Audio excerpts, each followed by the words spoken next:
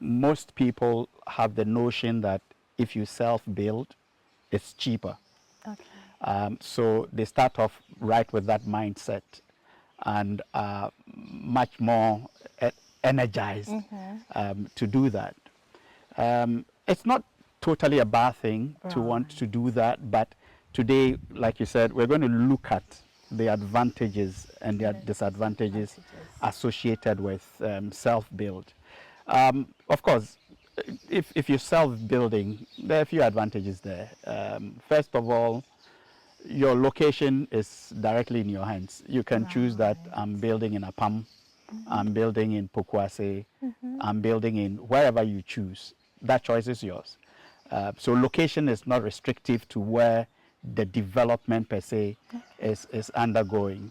All right. And then again, if you're self-building, you're not constrained with time. Nobody is at your back, to say that your property should be finished by this time or that time. So you can take your own time and pace out the build depending on a few other factors, your cash flow, your need to move in quickly or otherwise, and things like that. If you're also self-building, you can decide to stage out the build. In fact, you could also even decide that you will move into the enclave or your house before it is finished. You can. We have something we call practical completion of a building. If you say a building is practically complete, it means that for all intents and purposes for habitation, you can go in. You will not be subjected to the effects of the weather. You already have a roof over your head. You probably have your external doors put in place, and then your windows are in place. Whatever is happening inside, it's for you to determine or to decide. So in that case, you can move in and take your time, and then complete your property, as it were. Again, if you are doing self-build, it means that you have the right of choice of who are going to be the professionals you want to work with. You can decide who will be your architect and all of that.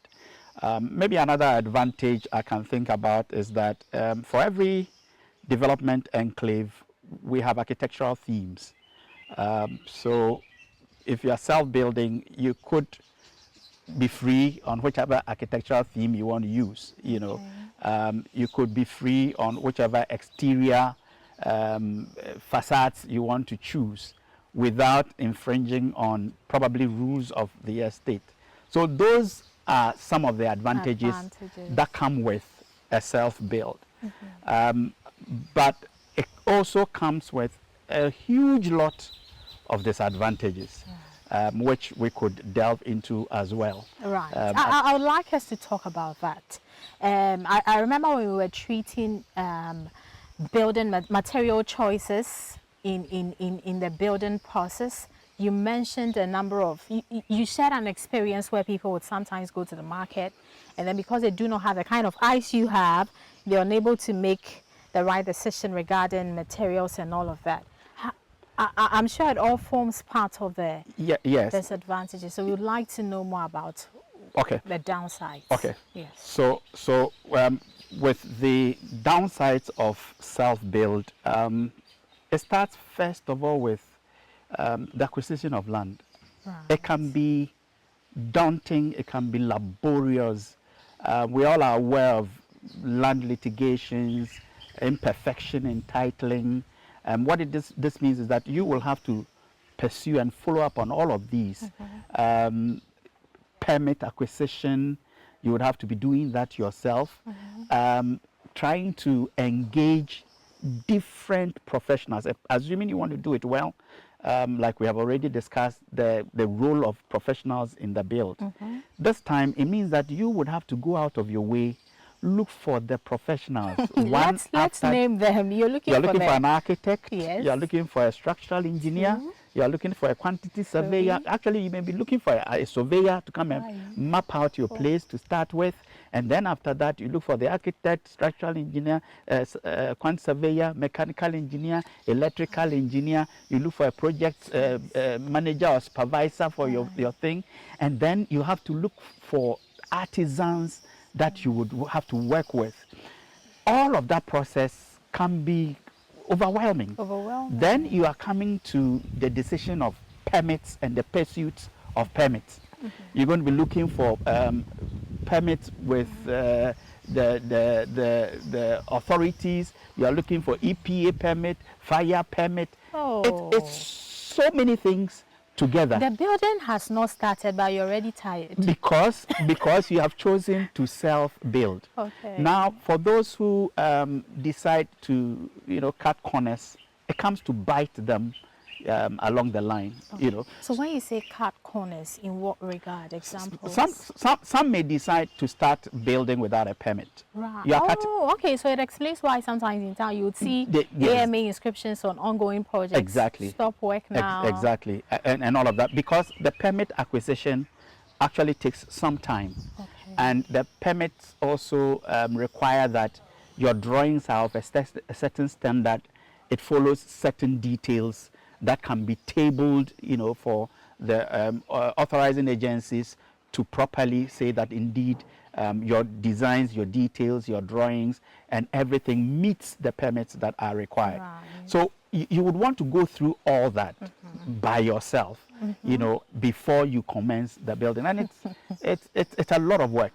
It's a lot of work, and then you come to the building itself. Right. When you begin it, you need to be looking for the skilled labor, the unskilled labor, depend on people to do your procurement of materials for you, and all the corners that they cut, like you referred to some of the materials you want, they won't get you the right materials. You don't have the eye to be able to tell whether what they have supplied is actual quantity that you have paid for, or is of the quality that you paid for, or the specifications that you asked for.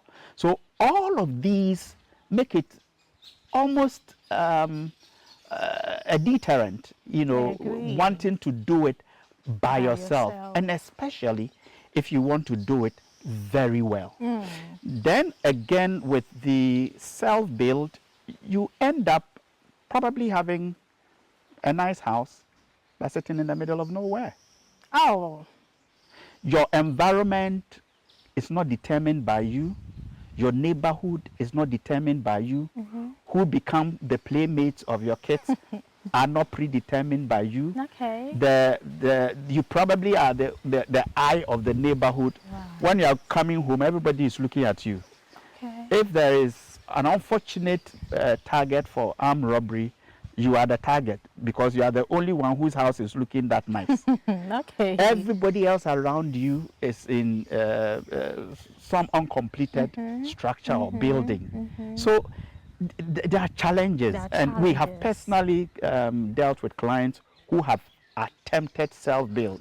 They were very outstanding in terms of the kinds of the kinds of properties that they had put up, and had become subjects of attacks, on robberies and things like that, and it hadn't been pleasant experiences, especially because you cannot force your neighbors to complete their houses at your timing, and also move in at your timing. Each person is developing at their own pace, and so so those become very, very they become disadvantages. Then you look at the entire cost structure of engaging all these other people by yourself. I counted about 7 professionals you would have to engage. Just even when the building has not started. Yes, but again, that's where people then cut corners and eventually do not have the needed professional input into what they are developing. So they may not end up using all these professionals. They just get some wayside person who can draw something for them and then they just begin to build, and eventually sometimes ends up with buildings collapsing here and there because the integrity is not being authenticated. You know, so the idea of self-build, even though it has its own advantages sometimes, comes also with a lot of disadvantages and cost implication eventually.